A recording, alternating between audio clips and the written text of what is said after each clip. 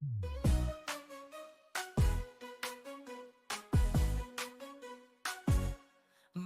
bergerak bersama guru penggerak menebar manfaat. Assalamualaikum warahmatullahi wabarakatuh, Pak. Waalaikumsalam warahmatullahi wabarakatuh.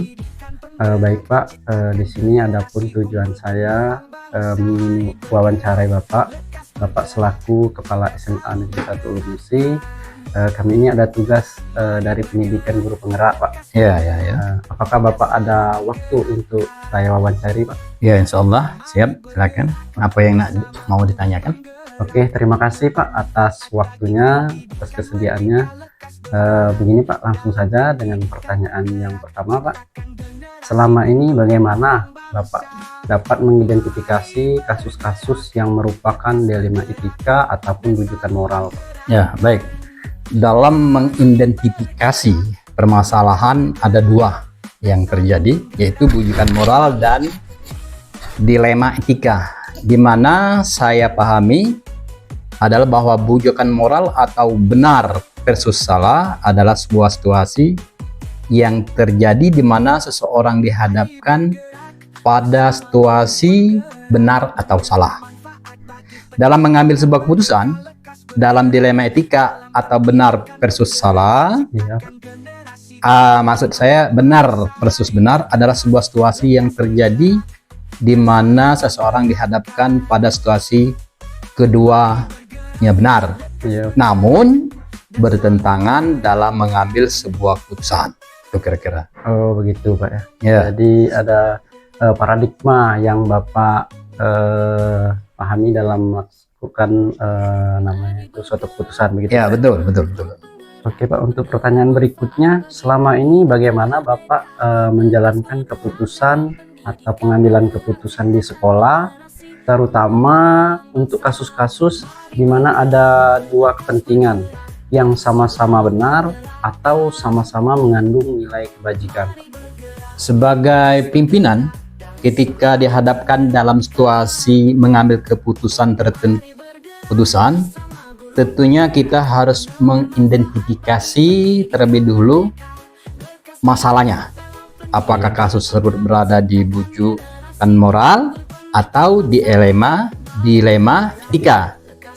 Selanjutnya, pada beberapa hal yang perlu kita lakukan untuk mengambil keputusan, yaitu harus memperhatikan 4 paradigma dilema etika, 3 prinsip dan 9 langkah pengujian keputusan. Oh begitu Pak.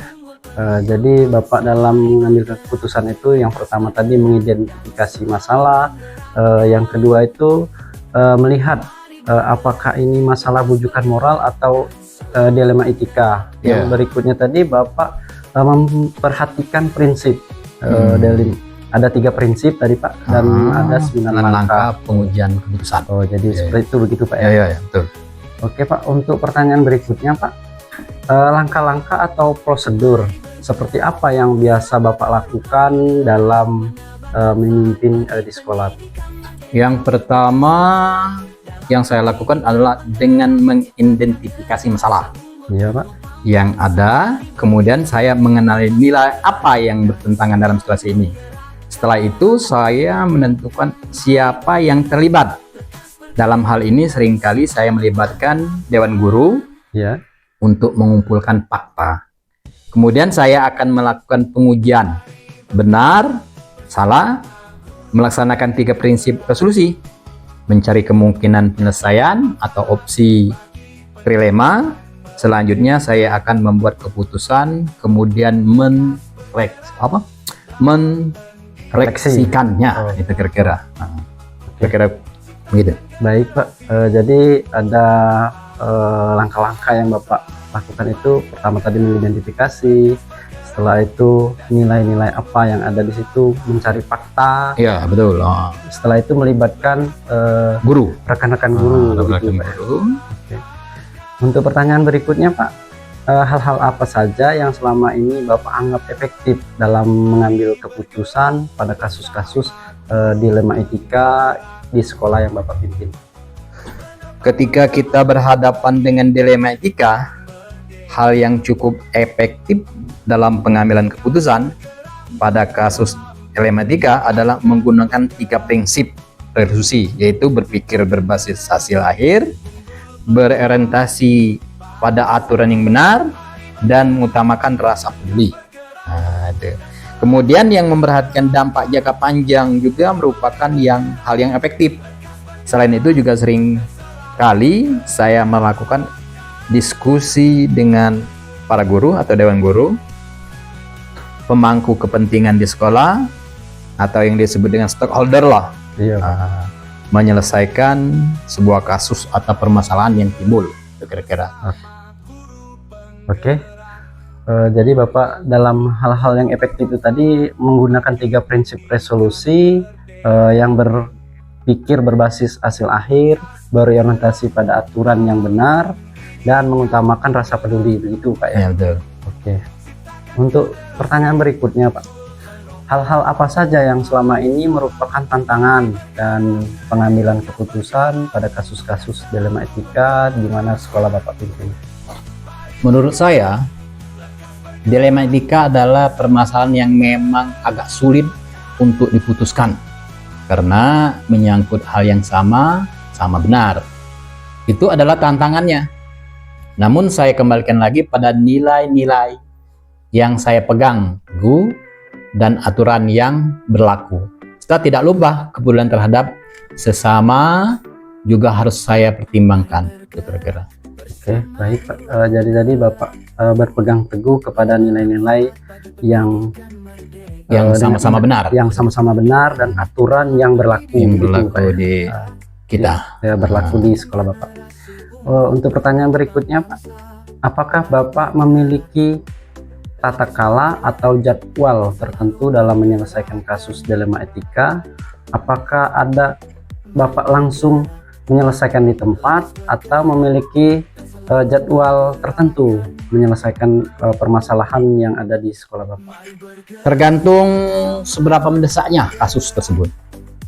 Misalnya pengaruh terhadap lembaga yang saya pimpin, jika memang memerlukan waktu dan pihak-pihak lain yang terlibat, maka saya membuat alokasi waktu khusus, kira-kira. Oh begitu.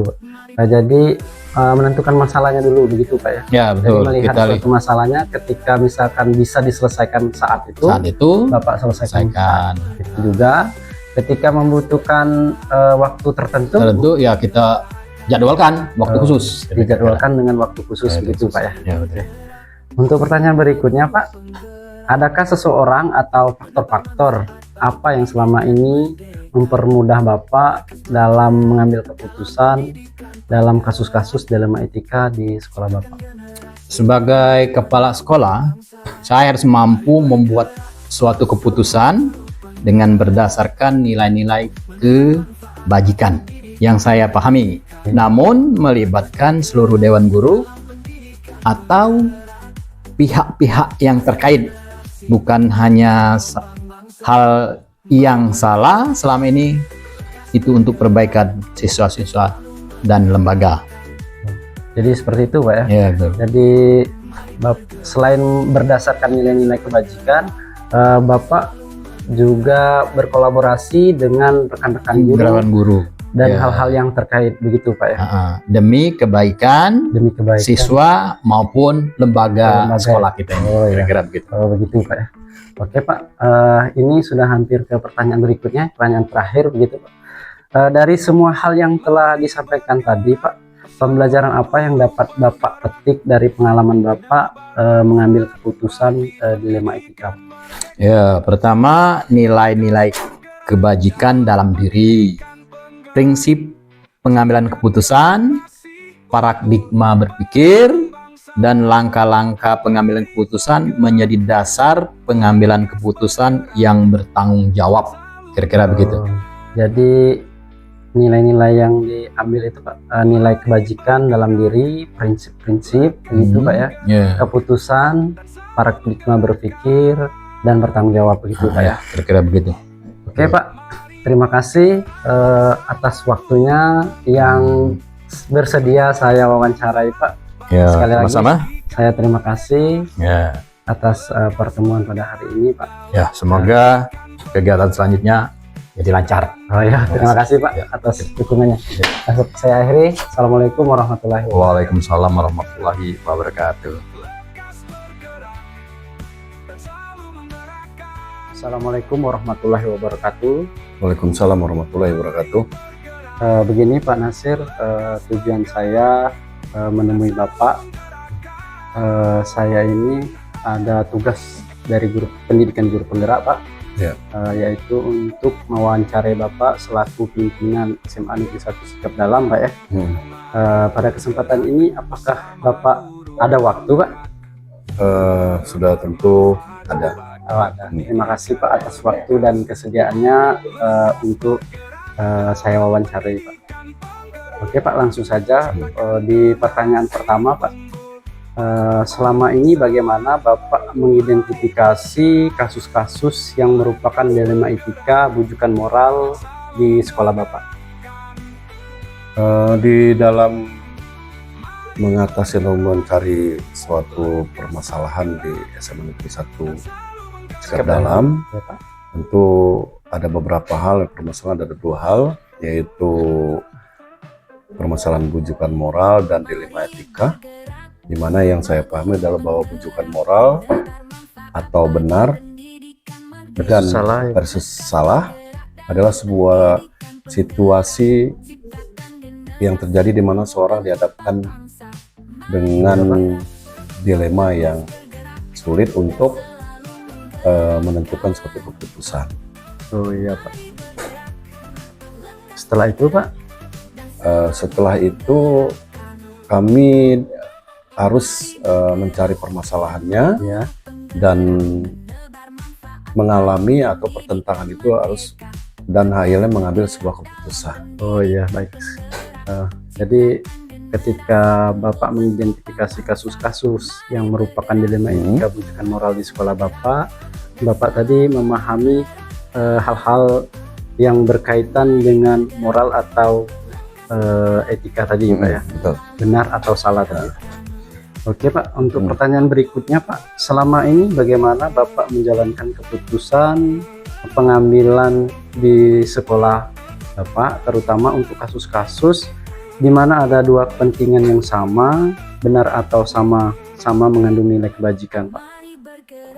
Jadi sebagai pemimpin, ketika dihadapkan dengan situasi dan harus mengambil sebuah keputusan, tentunya kita harus mengidentifikasi atau menelusuri masalah terlebih dahulu.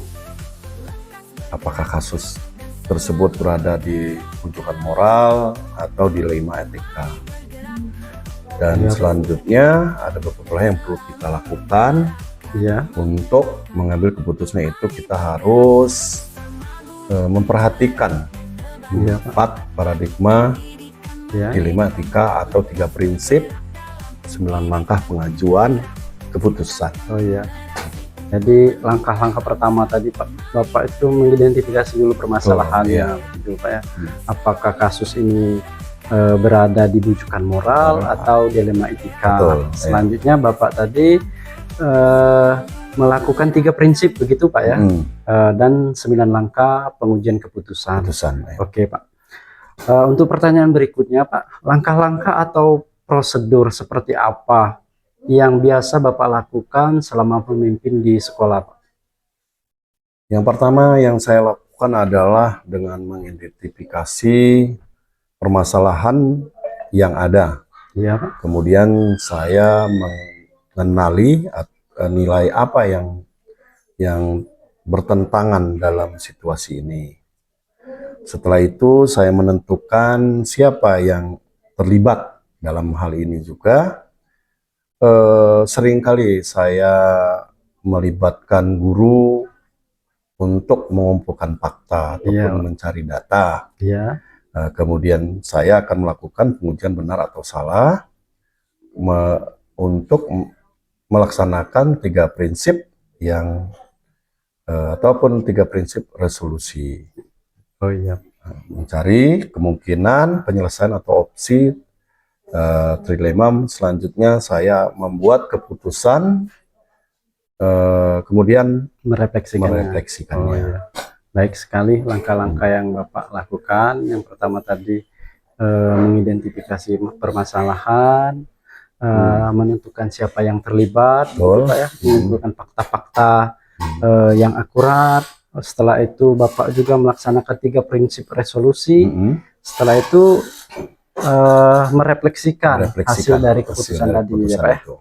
Oke Pak, untuk pertanyaan berikutnya, hal-hal apa saja selama ini Bapak anggap efektif dalam pengambilan keputusan, kasus-kasus dilema etika di sekolah Bapak yang Bapak pimpin?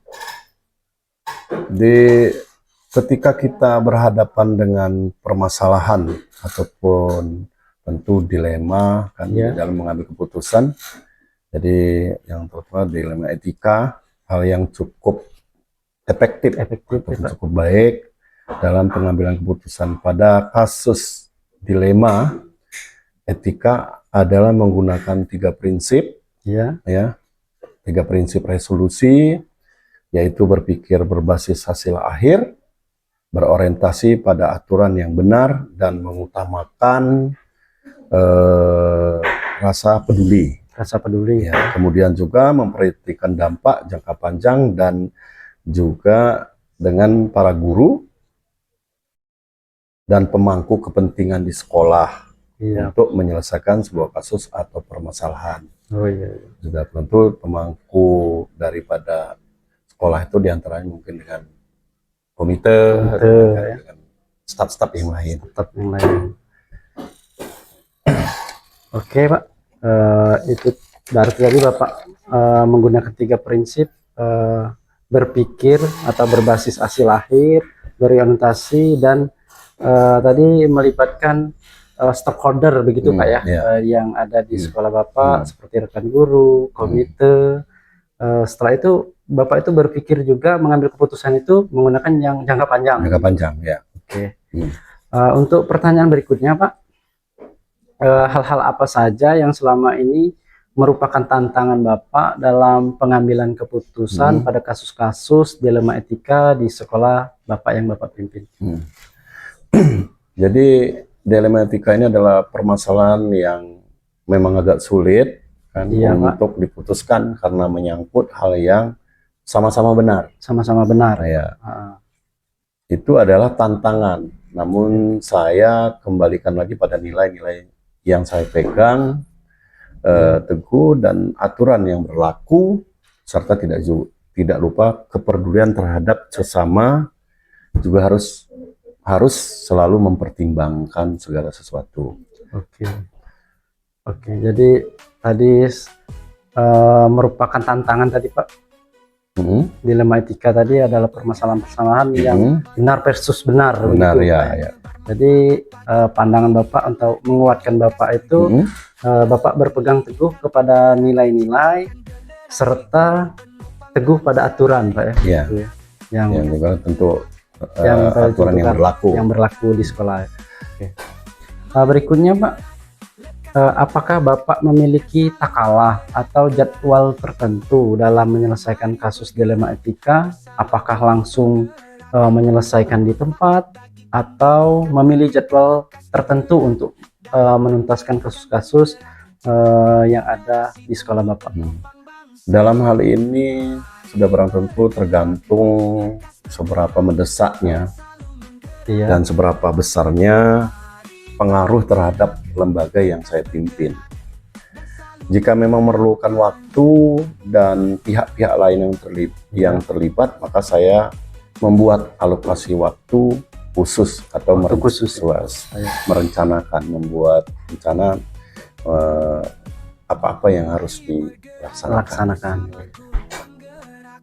Jadi kalau misalkan waktu permasalahannya tidak terlalu besar, bisa diselesaikan di tempat.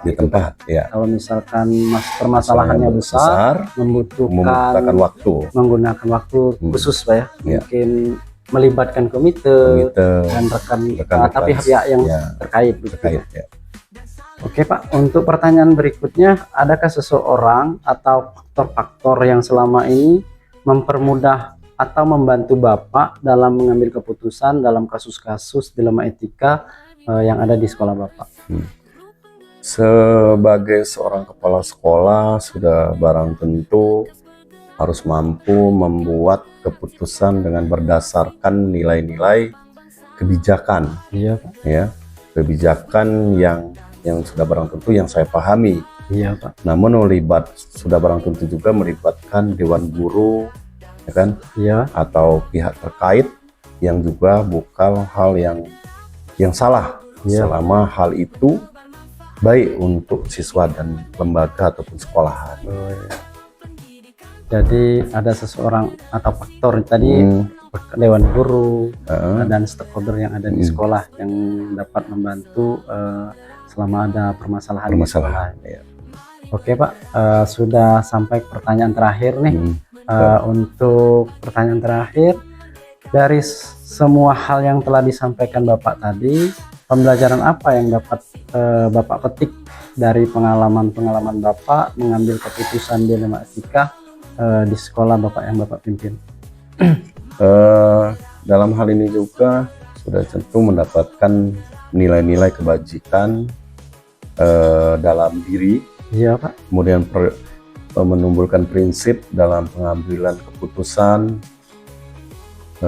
dan paradigma berpikir dan langkah-langkah pengambilan keputusan. Iya. Jadi menjadi dasar pengambil keputusan yang selalu bertanggung jawab. Jadi dari semua hal itu nilai-nilai kebajikan, prinsip pengambilan keputusan, paradigma berpikir, langkah-langkah mengambil keputusan itu menjadi dasar begitu ya, untuk mengambil keputusan yang bertanggung jawab. Oke Pak. Terima kasih Pak untuk waktu dan tempatnya setelah dipersilakan berkunjung ke sekolah Bapak dan mewawancarai Bapak selaku pimpinan dari SMA Negeri 1 Sikap Dalam. Sekali lagi Pak, saya mengucapkan terima kasih Pak. Mungkin saya akhiri diskusi atau wawancara ini Pak. Saya akhiri. Wassalamualaikum warahmatullahi wabarakatuh. Waalaikumsalam warahmatullahi. Assalamualaikum Pak. Waalaikumsalam. Silakan dulu. Ya, makasih Pak. Begini Pak, mohon maaf mengganggu waktunya. Ini saya ada tugas guru penggerak Pak untuk mewawancarai Bapak. Apakah Bapak ada waktu Pak untuk? Oke, siap. Mungkin seandainya Bapak ada keperluan untuk sekolah penggerak, nah saya selaku kepala sekolah, jadi siap untuk diwawancarai, nggak apa-apa. Silakan. Terima kasih Pak atas waktunya. Telah mengganggu Bapak waktu istirahatnya Pak ya. Oke. Dari pertanyaan pertama Pak, yang ingin saya tanyakan, selama ini bagaimana Bapak dapat mengidentifikasi kasus-kasus yang merupakan dilema etika atau bujukan moral Pak? Oh, boleh. Begini, dikarenakan Bapak selaku guru penggerak, dikarenakan saya selaku sebagai kepala sekolah di sini, jadi saya dalam melakukan mengidentifikasikan suatu permasalahan ini ada dua hal yang terjadi, yaitu bujukan moral dan dilema etika, di mana yang saya pahami adalah bahwa bujukan moral dan benar itu berhadapan salah. Adalah suatu situasi yang terjadi di mana seseorang dihadapkan bahwasanya situasi benar atau salah dalam mengambil sebuah keputusan, dan dilema etika, benar berhadapan dengan benar adalah sebuah situasi, sebuah situasi yang terjadi di mana seseorang dihadapkan itu pada situasi keduanya benar, namun bertentangan dalam mengambil sebuah keputusan suatu masalah. Mungkin itu jawaban dari Berarti Bapak itu suatu mengambil keputusan itu menggunakan paradigma begitu Pak ya? Oke Pak. Untuk pertanyaan kedua, selama ini bagaimana Bapak menjalankan keputusan pengambilan di sekolah, terutama untuk kasus-kasus di mana ada dua kepentingan yang sama-sama benar atau sama-sama mengandung nilai kebajikan begitu Pak? Di sini dikarenakan saya selaku pimpinan di sekolah, ini suatu ketika dihadapkan dalam situasi mengambil keputusan, tentunya kita harus mengidentifikasikan masalah terlebih dahulu. Apakah kasus tersebut berada di bujukan moral atau dilema etika. Ini untuk selanjutnya ada beberapa hal yang perlu kita lakukan untuk mengambil keputusan itu kita harus memperhatikan 4 paradigma Oh, dilema etika, 3 prinsip dan 9 langkah pengajuan keputusan yang saya ambil di suatu sekolah itu, iya. Pak. Baik sekali Pak ya. Oke. Berarti Bapak menggunakan dilema prinsip paradigma, mengidentifikasi masalah dan menggunakan 9 keputusan tadi Pak. Iya. Pertanyaan berikutnya Pak, bagaimana langkah-langkah atau prosedur seperti apa yang biasa Bapak lakukan dalam memimpin di sekolah? Oke, siap. Ini kalau menurut saya, ini yang pertama dilakukan adalah dengan mengidentifikasi permasalahan yang ada di kemudian saya mengenali nilai apa yang bertentangan dalam situasi ini. Setelah itu saya menentukan siapa yang terlibat dalam hal ini. Seringkali saya melibatkan seorang guru untuk mengumpulkan fakta. Kemudian saya akan melakukan pengujian benar atau salah. Melaksanakan 3 prinsip resolusi. Ini untuk mencari kemungkinan penyelesaian atau opsi trilema selanjutnya. Saya akan membuat keputusan kemudian merefleksikannya dalam suatu masalah. Oh, baik sekali Pak ya. Jadi Bapak tadi melibatkan seorang guru dan rekan-rekan yang ada di dalam sekolah begitu Pak ya. Oke, untuk pertanyaan berikutnya Pak, hal-hal apa saja yang selama ini Bapak anggap efektif dalam pengambilan keputusan atas kasus-kasus dilema etika Pak? Oke, siap. Dikarenakan saya selaku pimpinan di sini, ketika saya berhadapan dengan dilema etika, hal yang cukup efektif dalam pengambilan keputusan pada suatu kasus dilema etika adalah menggunakan 3 prinsip resolusi, yaitu berpikir berbasis hasil akhir, berorientasi pada aturan yang benar, dan mengutamakan rasa peduli. Kemudian juga memperhatikan dampak jangka waktu juga merupakan hal yang efektif. Selain itu juga seringkali saya melakukan diskusi dengan para guru dan pemangku kepentingan dalam satu sekolah ini seperti komite untuk menyelesaikan sebuah kasus atau permasalahan di sekolah ini, Pak. Oke. Jadi banyak yang Bapak libatkan guru, komite, dan Bapak berpaut juga dengan prinsip-prinsip dalam menghadapi kasus-kasus di sekolah itu Pak ya. Untuk pertanyaan berikutnya Pak, hal apa saja yang selama ini merupakan tantangan dalam pengambilan keputusan atas kasus-kasus dilema etika? Oh ya, kalau menurut saya begini Pak, dilema etika adalah permasalahan yang memang agak sulit untuk diputuskan karena menyangkut hal yang sama-sama benar. Itu adalah tantangannya yang pertama. Namun saya kembalikan lagi pada nilai-nilai yang ada pegang teguh dan aturan yang berlaku serta tidak lupa kepedulian terhadap sesama. Juga harus saya pertimbangkan dalam suatu permasalahan dalam suatu kasus itu. Berarti Bapak itu mengambil keputusan itu mempertimbangkan nilai-nilai yang ada.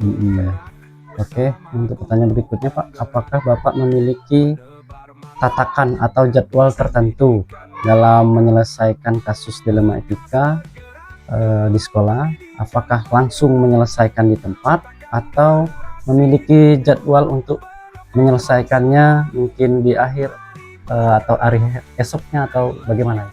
Oh, boleh. Dikarenakan saya selaku pimpinan di sini, tergantung Pak, seberapa mendesak dan beberapa besarnya pengaruh terhadap lembaga yang saya pimpin.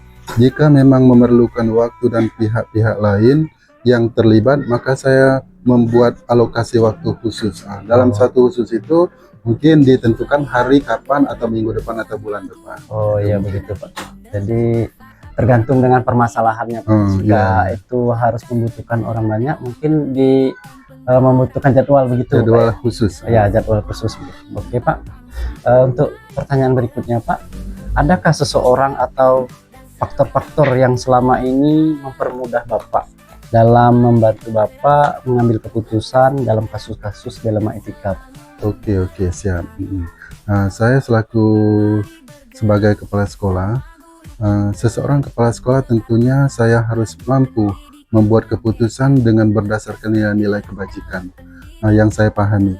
Namun melibatkan dewan guru ataupun komite atau pihak yang terkait lainnya juga bukan hal yang salah selama itu baik untuk siswa dan suatu lembaga dalam suatu sekolah itu, Pak. Oh iya, berarti berkolaborasi begitu Pak ya, dari dengan guru, komite maupun pihak-pihak yang terkait. Oke. Begitu Pak. Ada satu pertanyaan terakhir nih Pak. Oke, siap. Dari semua hal-hal yang telah disampaikan tadi, pembelajaran apa yang dapat Bapak petik dan pengalaman apa yang Bapak ambil dari keputusan dilema etika? Nah, ini jadi saya selaku pimpinan di sini. Jadi saya punya nilai-nilai kebajikan dalam diri, prinsip pengambilan keputusan, paradigma berpikir dan langkah-langkah pengambilan keputusan itu menjadi dasar pengambilan keputusan. Ini saya harus bertanggung jawab semua nilai-nilai. Oke. Mungkin itu saja yang bisa saya jawab, Pak. Oke, terima kasih Pak. Jawabannya super sekali Pak. Menambah wawasan kami Pak. Oke, siap. Dalam ilmu dalam pengambilan keputusan Pak. Jadi terima kasih sekali Pak atas waktunya. Bapak telah menyempatkan diri untuk kami wawancari Pak. Oke. Sekali lagi kami terima kasih dan akhirnya nanti kami ingin pamit Pak. Oke, pamit siap. ke sekolah kami yang tempat kami mengajar gitu Pak. Jadi terima kasih Pak ya. Yo. Assalamualaikum warahmatullahi wabarakatuh. Waalaikumsalam warahmatullahi wabarakatuh.